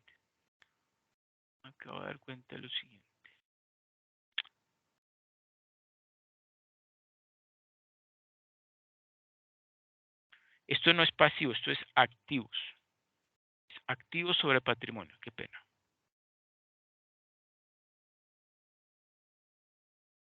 Es activo sobre patrimonio, ¿sí? Ahora sí tiene lógica. Si los activos son iguales al patrimonio, entonces el resultado de este multiplicador de capital o equity multiplier sería igual a 1. Pero ¿qué pasa, ¿sí? Si da un resultado por encima de 1? Entonces ahí significaría que la empresa se está financiando ¿con qué? Con deuda, ¿sí? Entonces, por eso dice allí, en cambio, si es mayor a 1, ese equity multiplier significa o es que se ha solicitado deuda a terceros, por ejemplo, a los bancos. ¿Ok? ¿Por qué? Porque digamos, el complemento de las fuentes de financiamiento, si no son recursos propios de la empresa, es decir, el patrimonio, el valor que está aquí en el denominador del patrimonio, entonces es que se ha financiado con deuda, ¿sí? Y si ese resultado está dando por encima de 1, ¿sí? Entonces significa que, bueno, en términos algebraicos, es que la cantidad de activos es mucho mayor a la cantidad de patrimonio, pero también significa, ¿sí? Que estaría financiando esos activos con endeudamiento, con deuda. ¿Ok? ¿Sí está eso claro? Sí, ¿O señor. necesitan? ¿Sí? ¿Sí está No, claro? Sí, sí, señor, ya. Ok, ok. Sí, qué pena con ustedes que le ha puesto yo pasivo por error, pero no, es activos. tranquilo, señor. Bueno, análisis del indicador índice Dupont. Si el margen neto aumenta, cada venta proveerá más ganancia, resultando en un ROE más elevado. Si la rotación de activos aumenta, pues la empresa genera más ventas por cada unidad de activos operativos que posee, aumentando igualmente el ROE. Por ejemplo, una empresa comercial minorista o una tienda de comestibles generará muchos ingresos de sus activos con un pequeño margen, lo que hará que la tasa de rotación de activos sea muy grande, ¿sí? Es decir, está haciendo muchas ventas, aunque el margen es bajito de ganancia, eso es muy común en las empresas comercializadoras, ellos manejan bajos niveles de ganancia, ¿sí? O de margen de ganancia en cada uno de los productos. Bueno, obviamente depende de la línea de productos que esté manejando, pero suponiendo que es una tiendita de abarrotes, ¿sí? Su margen de ganancia es pequeña, pero como realiza una gran cantidad de ventas todos los días, pues entonces ahí podemos ver que su margen total de ganancia o su utilidad, pues sí es mayor, ¿sí? Pero es a causa de una gran rotación de sus activos. El multiplicador de capital es un análisis indirecto del uso de la deuda de una empresa para financiar sus activos. Refleja el apalancamiento financiero. Si su resultado, bueno, igual que el anterior, si su resultado es mayor a 1, la deuda está aumentando el ROE. En cambio, si es menor a 1, las consecuencias del crédito son negativas en el beneficio de la empresa. Por eso, un resultado de multiplicador de capital menor a 1 es grave. Si es igual a 1, pues significa que no hay repercusión. Está utilizando todo su patrimonio para poder financiar sus activos. Si se aumenta el multiplicador del capital, la empresa utilizará más financiamiento de deuda, fue lo que dije ahorita, ¿no? En comparación con el financiamiento de capital. Como los gastos de intereses son deducibles del pago de impuesto de renta, mientras que el pago de dividendos no lo es, pues un incremento de deuda en la estructura de capital pues llevará a un aumento del ROE, ¿sí? Bueno, pero como ustedes saben, es hasta cierto punto, ¿no? Porque solo es deducible hasta el 50% de los gastos de intereses. Los beneficios del apalancamiento financiero disminuyen a medida que aumenta el riesgo de incumplimiento en el pago de intereses. Si la empresa asume demasiada deuda, el costo de la deuda aumenta a medida que los acreedores exigen una prima de riesgo más alta y el ROE, el rendimiento sobre el patrimonio, disminuye. ¿Okay? El aumento de la deuda hará una contribución positiva al ROE de una empresa solo si el rendimiento correspondiente de los activos, o sea, el ROA, de esa deuda excede la tasa de interés de la deuda. Eso es muy importante. Esta línea, estas dos líneas son clave. Ojo, el aumento de la deuda hará una contribución positiva al ROE de una empresa, ¿sí? Pero solo si el rendimiento, o sea, el ROE, el rendimiento sobre los activos, ¿sí? De esa deuda, ¿sí? O sea que el rendimiento sobre los activos es mayor al costo de esa deuda, solo en ese caso, entonces ahí sí va a generar un ROE pues mayor, ¿sí? ¿Sí está eso claro? Sí, señor. Bueno, es lo mismo que lo que dijimos anteriormente No, sí. en la teoría de la gerencia basada en valor. Siempre y cuando los rendimientos generados por la operación de la empresa sean superiores a ese costo de capital, en este caso el costo de capital es específicamente la deuda, solo cuando es superior es que realmente la empresa va a obtener ROE, va a obtener MBA, va a obtener un resultado bueno de EVA y eso se va a traducir en un crecimiento económico para la empresa. Un inversor puede utilizar el análisis DuPont para comparar la eficiencia operativa de dos empresas similares. También es muy utilizado calcular el índice DuPont para mi empresa y para el competidor más cercano de mi empresa.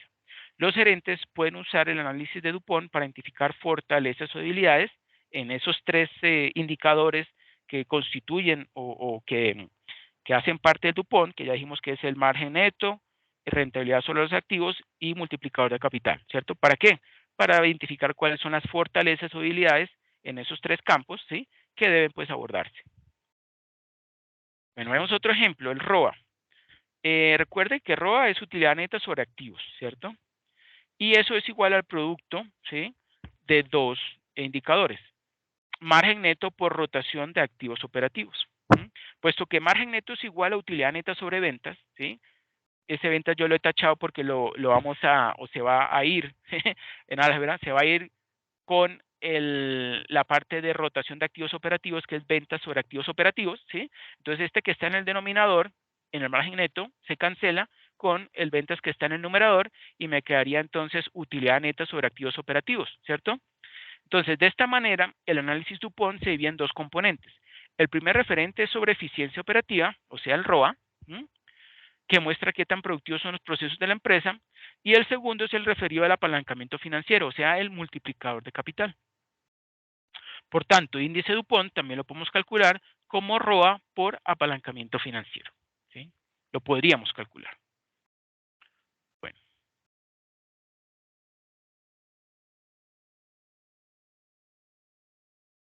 ¿Esto del ROA está claro o no está claro? ¿O hay alguna duda? ¿Qué es utilidad neta sobre activos operativos? ¿Es el cálculo de qué? El cálculo de ROA, ¿cierto? El ROA, sí, señor, claro. Del ROA, sí, señor. Exacto. Entonces, se puede analizar el índice DuPont como yo lo mencioné anteriormente, o sea, Teniendo en cuenta el ROA. independientemente, exacto, o sea, analizando el margen neto, o sea, la eficiencia operacional, con la eficiencia en el uso de activos y con el apalancamiento financiero. Es una forma de analizarlo.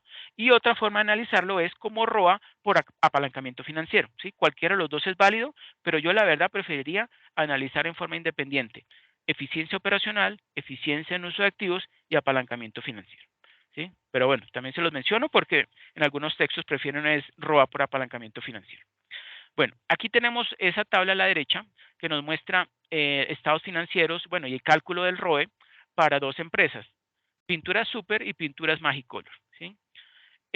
Tarea, se le solicita a usted como inversionista, analice los resultados del ROE para determinar qué está haciendo cada empresa para mejorar su ROE y si esa mejora es sostenible.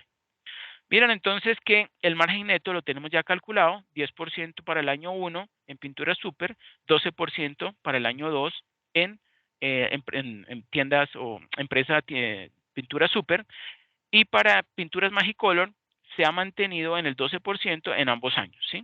O sea que aumentó ese margen neto en Pintura Super, en cambio en Magicolor pues se mantuvo igual en 12%. Las ventas son más altas, son 10,000 para ambos años en Pintura Super, pero son de 17,500, o sea, superior en Pinturas Magicolor, y también fueron iguales en ambos años. El total de activos, ¿sí? disminuyó en Pinturas Super el segundo año, pasó de 5,000 a 4,800. En cambio, en Pinturas Magicolor se mantuvo igual, 8,750, ¿sí? Que igualmente sus activos son mayores en Pinturas Magicolor que en Pinturas Super. Rotación de activos operativos. Ahí me da un resultado de 2, ¿sí? En el año 1 y de 2,08 en el año 2. ¿no? O sea que en el año 2 se está haciendo un poquitico más eficiente en el manejo de esos activos operativos, ¿cierto? En cambio, en Pinturas Magicolor se ha mantenido en 2. Bueno, tenemos aquí el mismo valor de los activos y tenemos el valor del patrimonio. Entonces ya con estos dos, con esas dos cuentas, activos y patrimonio, si dimos activos entre patrimonio, obtenemos ¿qué? El apalancamiento financiero. El apalancamiento financiero dio 2,5, ¿sí? Significa que como está dando superior a 1, significa que se está financiando con endeudamiento, ¿no? En algo así como 1,5, ¿cierto? Que es el complemento de 1, que es del patrimonio. Y este apalancamiento se redujo a 2,4 en el año 2 de Pintura Super. En cambio, para Pinturas Magicolor, en el año 1 tenía un apalancamiento financiero un poco menor, ¿sí? Al de Pinturas Super, ¿sí? Si comparamos 2,5 contra 1,75, pues hay una diferencia de 0,75, ¿cierto? Y en cambio en el año 2 aumentó a 2,5, ¿sí? O sea que hubo una mejora, ¿sí? O mejor dicho, no una mejora, sino que se están dando en mayor proporción se está financiando en mayor proporción con deuda que con recursos propios, y pues obviamente también está aumentando el ROE porque va a tener el beneficio del escudo fiscal, ¿cierto? Bueno, obviamente hasta hasta el 50% del gasto de intereses. ¿Y qué sucede con el ROE? ¿Se acuerdan que el ROE es la relación o la división entre la utilidad neta, ¿sí? En este caso son 1000, entre el patrimonio? Si dividimos 1000 entre 2000 nos da 0,5, que es 50%, ¿sí? Luego para el año número 2, para pintura super, sería el cálculo 1200 entre 2000, ¿sí? O sea, mantuvo igual el patrimonio, pero aumentó la utilidad neta, automáticamente su ROE 10%. aumenta. Correcto, aumentó al 60%. Excelente. En pinturas Magicolor, ¿qué sucedió?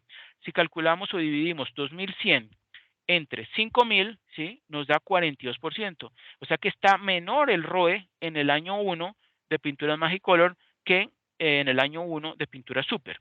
Pero ¿qué ocurre en el año 2? Ah, no, en el año 2, si calculamos o dividimos 2100, que fue de la misma utilidad neta que el año 1, pero entre un patrimonio más bajo, la empresa logró disminuir su patrimonio, ¿sí? Entonces, ¿qué sucedió con el ROE? Aumentó también al 60%. Entonces, yo les pregunto, si la empresa dio un ROE igual en ambas empresas en el año 2, ¿cuál creen ustedes que se le va a facilitar el poder mantener ese ROE en esas circunstancias o incluso que mejore? ¿Qué opinan ustedes? El que tenga menos capacidad de endeudamiento en sus activos. No, sí. O el que qué. Hay varias formas, no es solo una. ¿Qué otra forma puede ser para aumentar el ROE?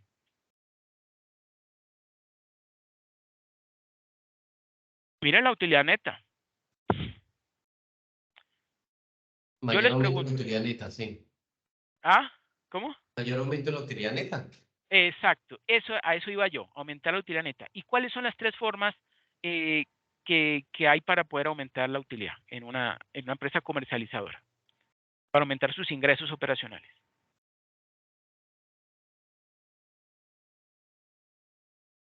Hay dos que ustedes saben de memoria. Maximizar las ventas. Pero ¿qué es maximizar las ventas? Todo el mundo habla de maximizar las ventas. ¿Qué es maximizar las ventas?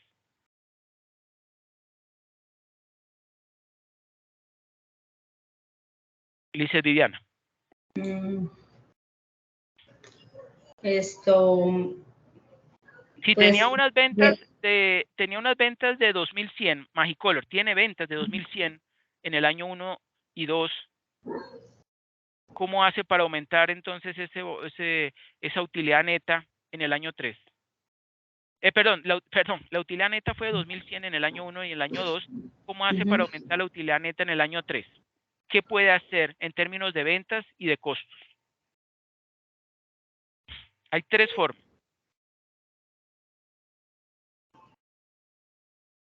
O si quiere participar, William, Disminuir los costos eso es una, de excelente. fabricación. Disminuir los costos, perfecto. ¿Qué otras dos formas hay?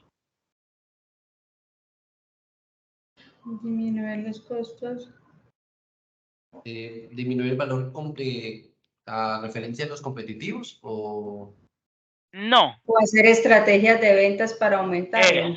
perfecto. Aumentar el volumen de ventas, ¿sí? O aumentar la rotación de ventas. Muy bien, esa sería la segunda opción. ¿Y la tercera? ¿Aumentar qué? Que está relacionado un poquito con el costo. Aumentar La productividad no, del con el margen de ganancia de cada producto. Si yo aumento el margen de ganancia de cada producto, que puede ser una de las estrategias, el conseguir productos similares, ¿sí? Con características muy similares a los que ha venido vendiendo a sus clientes, pero conseguirlo de otras marcas que sean más económicas, pues enseguida va a lograr aumentar ese margen de rendimiento ofreciendo la misma calidad de producto, ¿sí? Y pero reduciendo su menores costo. costos. Exacto. ¿Ok? Bueno. Eso es algo, eso es, esto que les acabo de explicar es clave en administración financiera. Esas son las tres formas que hay para poder aumentar las ventas en una empresa. Bueno, y la utilidad más bien, la utilidad en una empresa. Ay, madre, es que hablando así, se nos va el tiempo, ¿no? Madre.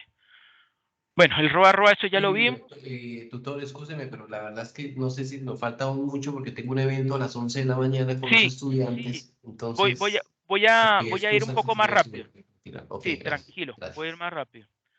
Bueno, esto es la creación de valores, es algo más administrativo, más gerencial, eso ustedes lo pueden ver ahorita más adelante.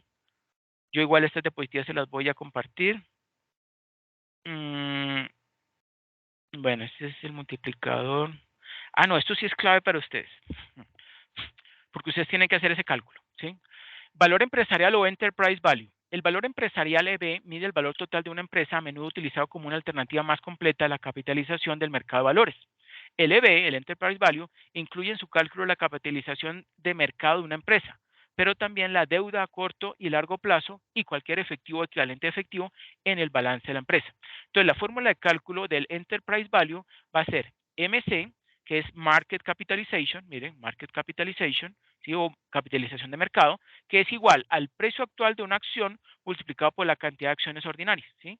O sea, es lo que llamamos la capitalización de mercado o capitalización bursátil. Es una empresa que cotiza en el mercado de valores. Entonces, va a ser ese capitalización de mercado más el total de la deuda menos el C, que es el efectivo y equivalentes de efectivo, ¿sí?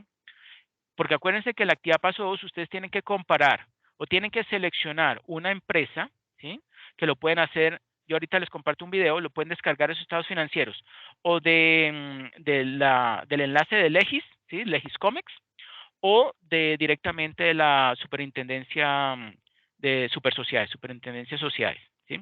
Yo ahorita les comparto un video, ustedes tienen que descargar una empresa, los estados financieros de una empresa que sea comercializadora, y van a calcular el multiplicador empresarial, que es la relación o la división entre el Enterprise Value y el EBITDA, ¿sí?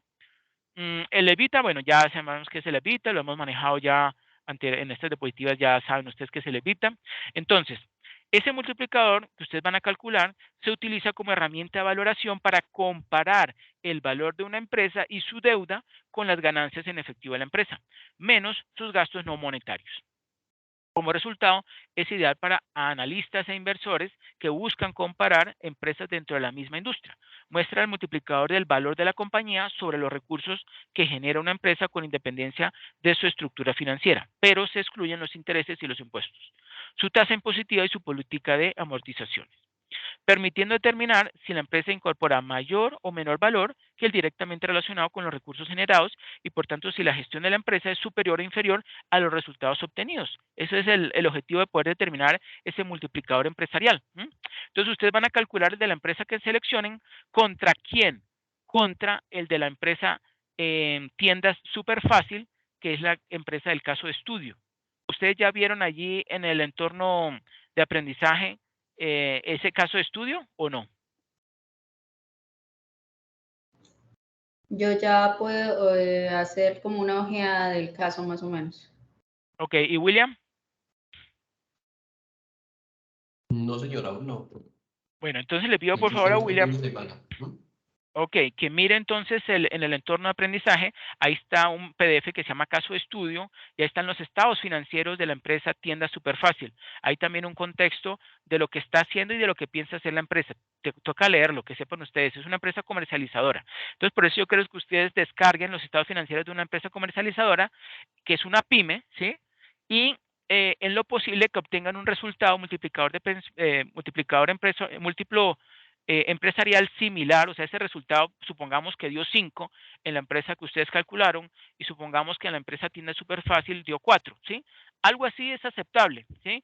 ¿Por qué? Porque eso me va a indicar qué tan comparables son sus estados financieros o sus indicadores financieros entre esa empresa y la mía, ¿sí? Pero no vayan a descargar, por ejemplo, los estados financieros de una empresa eh, de petróleos, ¿sí? Porque es que ahí sí yo no podría multiplicar o no podría, perdón, comparar los estados financieros y los indicadores financieros entre esa empresa, por ejemplo, Ecopetrol, y, que es gigante y que tiene millones en sus activos, ¿sí? Por ejemplo, Tienda Superfácil, ¿sí? Súper fácil. Entonces, la idea es que sea lo más cercano posible ese resultado de múltiplo empresarial al de Tienda Superfácil con el que ustedes seleccionen, ¿sí? Pueden ser 1 o 2 puntos de diferencia, no es gran problema porque pues tampoco ustedes son unos expertos en esto y gastarían de pronto mucho tiempo buscando ver cuál es la empresa que mejor se acomode. Pero sí que ustedes sepan que en la vida real así es que se hace. ¿Okay? Bueno, un ratio inferior a la media del mercado indica que la empresa podría estar infravalorada, que su precio de mercado, valor de cotización, no es el que refleja este múltiplo y por tanto debería subir en el futuro. La lectura que hacemos cuando este múltiplo es inferior comparado con otra empresa es que dicha empresa está generando resultados o EBITDA por encima de la gestión de la empresa, obteniendo más, más beneficios por unidad de valor de empresa. Es un múltiplo muy frecuente en la evaluación de empresas por múltiplos por varias razones. Primero, ignora los efectos de los impuestos pudiendo comparar empresas de diferentes países. Eso es un gran beneficio. Segundo, es un ratio usado en las OPAs, en las ofertas públicas de adquisición, como lo que ocurrió hace poco el grupo Gilinski con las empresas del GEA, ¿cierto? Ya que tiene en cuenta el valor de la empresa, que viene de la suma de su capitalización bursátil y la deuda neta, así el nuevo comprador tiene en cuenta la deuda que tendrá que asumir en un futuro. El enterprise value, ¿sí? El valor empresarial EV de una empresa, puede ser negativo si el valor total de su efectivo y equivalentes de efectivo supera el total combinado de su capitalización de mercado y deudas, pero no en lo general. No es algo usual. Esta es una señal de que una empresa no está utilizando sus activos correctamente. Tiene demasiado dinero en efectivo sin utilizar. Está dejando de obtener rendimiento si tiene una caja, un valor en caja o en disponible demasiado elevado. El dinero extra se puede usar para muchas cosas como distribuciones, recompras, expansión e investigación y desarrollo, mantenimiento, aumentos de sueldo de los empleados, algo que realmente, ¿sí?, aumente el valor de la compañía. Ese enterprise value sobre EBITDA es útil en varias situaciones. Primero, la relación puede ser más útil que la relación PE significa pasivo sobre equity, ¿sí? Sobre patrimonio, cuando se comparan empresas con diferentes grados de apalancamiento financiero. Dos, el EBITDA es útil para valorar negocios intensivos en capital, o sea que tienen montos elevados en capital, como por ejemplo las empresas comercializadoras, con altos niveles de depreciación y amortización. Tercero, el EBITDA suele ser positivo incluso cuando las ganancias por acción, ¿sí?, no lo son. EPS es Earnings Per Share, o sea, ganancia por acción. Ese EB, el indicador EB sobre EBITDA o multiplicador empresarial, tiene algunos inconvenientes. Si el capital de trabajo está creciendo, el EBITDA sobreestimará los flujos de efectivo de las operaciones, ¿sí? Además, esta medida ignora cómo las diferentes políticas de reconocimiento de ingresos pueden afectar el OSF de la empresa, ¿sí? Que es el costo financiero operativo, ¿sí? Por eso lo puse acá. CFO es lo mismo que OCF, pero es costo financiero operativo de una empresa. ¿Qué es el costo financiero operativo de una empresa? Son los gastos de INT. De interés. Correcto, perfecto. Debido a que el flujo de caja libre para la empresa captura el número de gastos de capital, o sea, de CAPEX, está más fuertemente vinculado con la teoría de valoración que con el EBITDA. El EBITDA será una medida generalmente adecuada si los gastos de capital son iguales o similares a los gastos de depreciación. Bueno, aquí tenemos la cuestión del análisis patrimonial financiero y herramientas. Ustedes, pues, supongo que ustedes han hecho análisis financiero antes, ¿sí o no? Sí, señor, en mi caso sí. Ok, en el caso de Lisette. Señor. Bueno, entonces a usted le toca la tarea un poco más pesada. Tiene que empezar por entrar al entorno de aprendizaje y descargar ese manual que yo dejé ahí, donde se explica muy bien paso a paso cómo hacer un análisis financiero. Ojo con lo siguiente, en Excel ustedes utilizan como herramientas para el caso del análisis vertical, van a dividir el valor de cada cuenta entre los subtotales, o sea, el subtotal, por ejemplo, de activos, el total de activos para un grupo, otro grupo para el total de pasivos y otro para el total de patrimonio. Eso es una forma o una estructura. O la otra, que es la que yo prefiero, y además para poder, pues que tenga más lógica, es comparar cada una de las cuentas del activo contra el total activo y cada una de las cuentas del pasivo y del patrimonio, dividirlo entre el total pasivo más patrimonio. ¿Sí? Que como ustedes saben, según la relación o digamos Exacto. La relación patrimonial, el total de activos es igual al total pasivos más patrimonio. El patrimonio. Perfecto. Entonces, así es con el análisis vertical. El horizontal es dividir el valor, ¿sí? Por ejemplo, año 1 y año 2. Yo tomo el valor de la cuenta de efectivo. Año 2 lo divido entre año 1 y le resto 1. Así es que hacen los contadores para calcular la variación entre un periodo y el otro. Funciona Sí. y es bastante sencillo. Entonces les recomiendo que lo usen. Pero ojo, al momento, lo más importante no es este cálculo de las variaciones, sino lo más importante es la interpretación. Entonces yo necesito que en análisis vertical ustedes determinen cuáles son las 3, 4 o máximo 5 acciones que tienen mayor peso o valor monetario, ¿sí? Y en análisis vertical, eso es en análisis vertical, perdón. Y en el análisis horizontal, esas mismas identificación de esas cuentas, correcto, esas cuentas que ustedes identificaron que tienen mayor peso, entonces determinar cómo fue esa variación, si aumentó, si disminuyó, y que más me planteen posibles causas de ese aumento o disminución, e incluso plantear qué puede suceder en el futuro. Si ustedes ven, por ejemplo, que la utilidad disminuyó en el segundo año en forma fuerte, ¿sí? Y pues, supongamos, eso lo van a encontrar muy seguramente en el año 2021 y 2020 debido a la pandemia, ¿sí? Es común, incluso sería hasta raro, por ejemplo, para una empresa manufacturera que no le hubiera pasado eso. En cambio, por ejemplo, si es una empresa comercializadora y que vendió por internet, ahí sí, muy posiblemente aumentaron sus ventas durante esos años de pandemia, ¿sí? Bueno, a lo que voy es que en el análisis horizontal, entonces ustedes esas previas cuentas que identificaron van a determinar si aumentaron o disminuyeron, plantear posibles causas y también posibles escenarios futuros de qué va a suceder con esa cuenta de acuerdo con la tendencia o comportamiento que ha presentado anteriormente. ¿Ok? Eh, mm, recomiendo hacerlo con 3 años, ¿sí? Tomar año 1, año 2, año 3 y entre más recientes mejor. Es decir, si estamos en el año 2023, pues consigan estados financieros del 2022, 2021 y 2020. ¿Ok? Ok. Bueno, excelente. Bueno, aquí está una explicación de lo que era el análisis horizontal, vertical, las cuentas. Eso igual yo se los voy a compartir para que ustedes lo lean con detalle. Esto es un indicador muy bueno, deuda neta sobre EBITDA, que me va a decir qué tan rápido, ¿sí?, puede la empresa recuperar esa inversión que hizo, ¿sí? Como dice allí, voy a leerlo rápidamente. La relación utilizada para evaluar la capacidad de una empresa para pagar su deuda neta, ¿sí?, en base a su EBITDA. Ese es un indicador muy utilizado a nivel internacional. Pero bueno, ahí en detalle ustedes lo miran más adelante. Bueno, los indicadores financieros. Las conclusiones. Ayúdame por favor leyendo las conclusiones. El ROE revela que también una empresa utiliza el capital de los accionistas, mientras que el análisis Dupont permite profundizar en lo que impulsa los cambios en el ROE. O conoce por qué un ROE se puede considerar alto o bajo.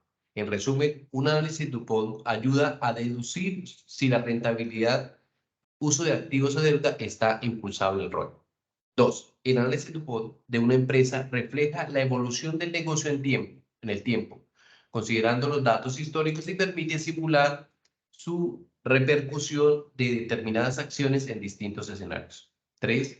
Se crea valor al obtener un rendimiento superior al costo de oportunidad del capital invertido. 4. Se debe verificar que el aumento del capital de trabajo sea financiado por el propio flujo de caja.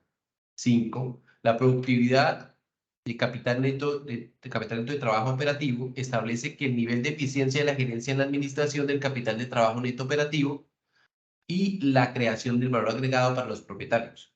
Entre menor sea el resultado del indicador, significa que es más eficiente en el manejo del capital de trabajo neto operativo. Sexto, con la utilización del IVA no se genera valor, solo se aplica una herramienta que permite medirlo. Por lo tanto, se debe pensar en implementar estrategias para aumentar el valor. 7. Es de vital importancia comprender que el costo de capital de una inversión depende del riesgo asumido. Octavo, es importante enfatizar el manejo financiero hacia la gerencia del valor, lo que permite que las empresas sean de alto desempeño, sostenibles y muestren crecimientos periódicos que permitan perpetuar las empresas. Y noveno, cuando la empresa crea valor para sus accionistas, este valor añadido debería estar reflejado en el precio de las acciones. Perfecto, muchas gracias. Eso sería todo entonces. ¿Ustedes tienen alguna pregunta sobre la guía de actividades o todo claro? Lisette, por ejemplo, que me dijo que ya miró la guía de actividades. Pues, profe, ya con las explicaciones que usted nos dio el día de hoy, pues ya tengo mejor los conceptos y puedo ya aplicarlo en la guía. Ok, Lo que sí excelente. le que agradecería es que Ajá. bueno, para poder La presentación. bajar los estados financieros Ah, de las ok, organizaciones, eso Sí. sí me ok. podría dar. Ok, ok. Bueno, ahorita es que no hay tiempo, pero yo les voy a colocar, ojo con lo siguiente, tanto William como Lisette, por favor entren a Microsoft Teams, porque yo les estoy ahí publicando, yo creé un grupo que se llama Gerencia Financiera 803 de 2023, ¿sí? Por favor me informan si tienen acceso a ese equipo o no, porque por ahí es que Ya mismo lo voy a revisar a ver, gerencia financiera. hágalo ya, por favor, porque yo necesito asegurar que Listo, ustedes tienen acceso a eso. financiera. Gerencia financiera, me dice, profe, tutor. Sí, se llama Gerencia Financiera 8-03 de Andrés 2023. Ricardo. Sí, señor, yo ya tengo aquí. Pero veamos algo acá para poder. Mire a ver si puede entrar, por favor. Y lo mismo Lisset. No, no sé, no sé. Ok, Tiene un sí, loguito de ya. un microscopio. Tiene el logo de un microscopio. A ver, les comparto pantalla. Ya lo estoy escribiendo aquí, me confirma si le llegó el mensaje. Bueno, vamos a ver. Sí. A ver. Miren. Listo, sí, Aquí, señor. ¿sí? Aquí está. Aquí está lo que yo les he publicado y aquí está el Sí, mensaje de William que dice atento saludo. Perfecto, ahí está. sí. Muchas gracias, William. Muchas gracias por haber compartido su tiempo. Espero que le haya servido esta capacitación. Esto le sirve de base para que por favor desarrolle la actividad paso número 2. Yo de todo modo les voy a hacer la primera web conferencia la próxima semana. Vamos a profundizar un Sí. poquito ahí en esos temas, pero por favor ustedes vayan adelantando y yo mismo aquí en este chat, ahorita más tarde, les pongo un video de una web conferencia que hice el año pasado, antepasado, donde expliqué con cómo descargar de las super sociedades los Ah, estados qué bueno, financieros. qué bueno, qué ¿Ok? bueno. Bueno, Tutor, de verdad, excelente. muchísimas gracias a usted por su explicación, por su tiempo de igual manera y pues quedamos atentos a cualquier situación, cualquier duda, pues lo molestaré. Bueno, Claro que sí, con mucho gusto, William. Lo mismo, Licen. Que pasen un feliz fin de semana. muchas gracias. Igualmente, hasta luego, compañera. Bendiciones. Que estén muy bien. Hasta luego.